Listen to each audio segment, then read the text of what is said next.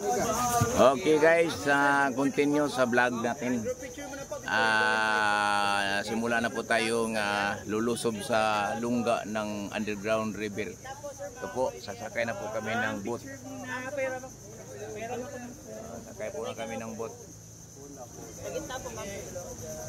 So, ito na po sila.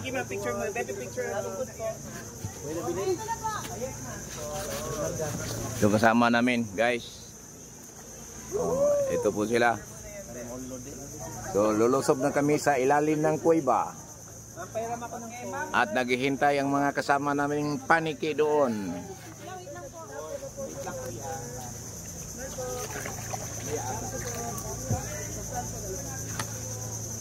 Everyone, ma'am sir, picture. Ready? 1, 2, 3. Napa po.